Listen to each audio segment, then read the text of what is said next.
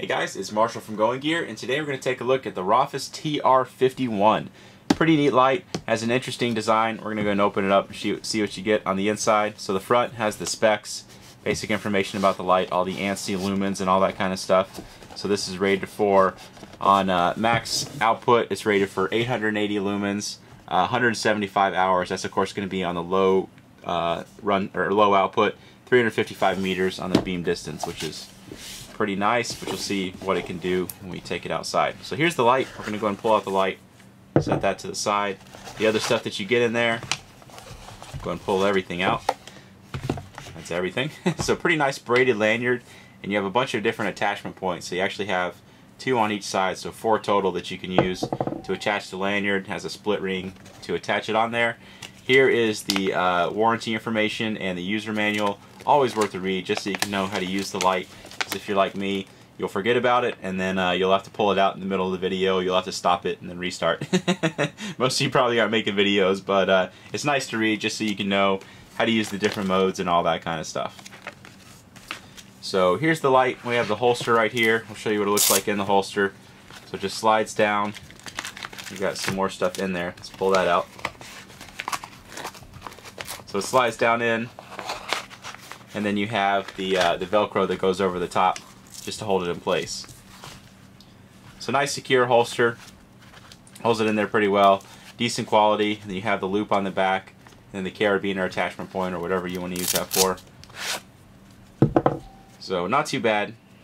Not the nicest holster in the world, but it's free, so not bad. And then spare O-ring, spare tail cover cap. In case you ever need to replace that, you can do that.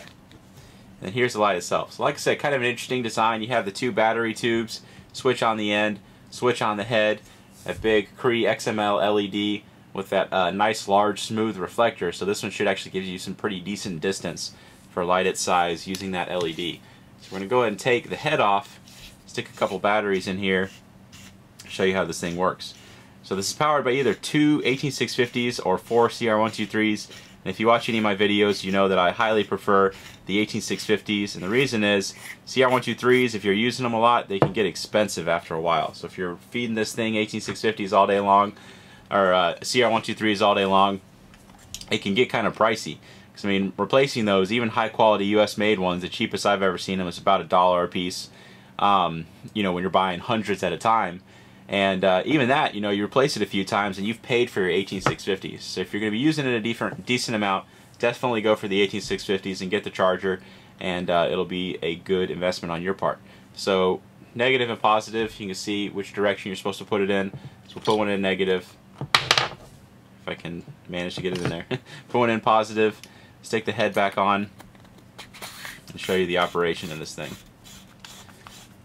Lots of threads on this. They wanted to make sure the head was on there super secure. So there's a whole lot of threads that you have to tighten down. Alright, so we got it tightened down all the way. So switch on the end, lightly press it, and you have momentary activation. Click it all the way for constant on. And the switch on the side is how you're going to adjust your different outputs. So you can see 1, 2, 3, 4 different outputs that you can choose between, and it does have a memory, so if you're just using the rear switch, it's going to stay in that output. So turning it off and on and not hitting the side switch, you're going to stay in the output that you had it in when you turned it off last. And you can actually, you can see, you can turn the head and it'll stay on, which is kind of nice. So if you want to hold it a certain way and be able to hit that switch, you know, if you got a way that feels comfortable to you, you can turn it around and set it up exactly like that. And you'll still have the O-ring cover, so you'll still have a nice good seal, and it's still on there really tight. So it's not like it's going to be flopping around on you if you turn it a little bit, so you can adjust it to exactly where you want. That's a nice feature on there. So press and hold, you'll go into strobe, and then tap it again and you'll go into SOS. Tap it again, you have kind of a beacon flashing mode, and then back into strobe. And you can keep on cycling between those. And then press and hold again, and it'll go back into your regular illumination, whatever you had it in last. Now if you have it in strobe or one of the other flashing modes, if you turn it off, and then turn it back on, it's going to go back into the regular illumination mode. So it has a memory on the regular illumination, not on the flashing modes. If you want to get back into those, just do the press and hold again. So again, on the interface, just lightly press it for momentary, click it all the way for constant on. Press the side switch to switch between your different outputs, 4 different outputs. Press and hold for your flashing modes. You have strobe, SOS, and a beacon flashing mode. Alright, so that is the interface of the TR51. We're going to go and take this outside, and we'll show you how this guy does outside. Alright, we're outside with the TR51 40 mag light that I always use as a comparison.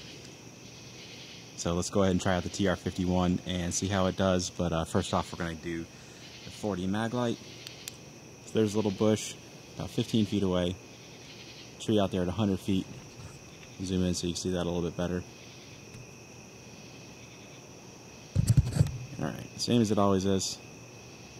You guys who watch all my videos are probably tired of seeing this, but not everybody watches all my videos.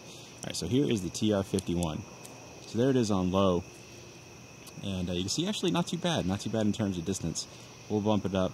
There's the next level. There's the next level. There's Argo skulking about. Obviously for close range stuff, any of these levels is going to be fine, but the high makes a big difference on high for the distance. And, you know, Argo illustrates a good point, and he's happy enough to do this for me pretty often.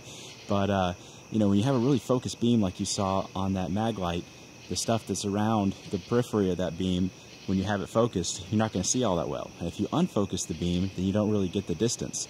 So a beam like this is really nice, where you have the center hot spot, bright part in the center, and the spill around it. It still lights up stuff. It's 100 feet away really well, and you can light up stuff in the center at a distance. So this is why you see most companies using the pre-focus reflectors instead of adjustable focus. There are some benefits to adjustable focus, but this is why you see most of them doing the pre-focus, because you get the benefit of both worlds. So there's your 4 different outputs again. We'll zoom in on that tree just so you can see that a little bit better. You see, of course, everything is lit up extremely well out there. And we're going to try for some more distance just so you can see better how it does at a longer distance. Okay, so we got the TR51 out here, longer distance, big 40 mag light. Knocking my camera around. There is my chimney at about 25 yards out. Trees out there in my neighbor's yard. Hopefully he doesn't come out yelling at me. This is the first time I've used somebody's trees other than my own. But that's at about 100 yards to the top of that tree. Same distance as I was using before, just different angles, different trees. Alright, so here is the TR51. So there you can see chimney lit up really, really well, top of my house. There are the trees in my neighbor's yards, a couple of southern pine trees, my mortal enemies. But you can see over 100 yards away, trees lit up really, really well. No question about what's going on out there. Distances like that, absolutely no problem with the TR51. And you can see the spill up here, still definitely a usable amount of spill coming out of this thing. It's definitely a usable amount of light. So there you go. That is the Rofis TR51. If you like it, you can buy it from us at goinggear.com. Any questions or comments, you can reach us in the comments or at goinggear.com. And if you like the videos, be sure to subscribe. We put out a lot of flashlight and other gear videos. Thanks for watching.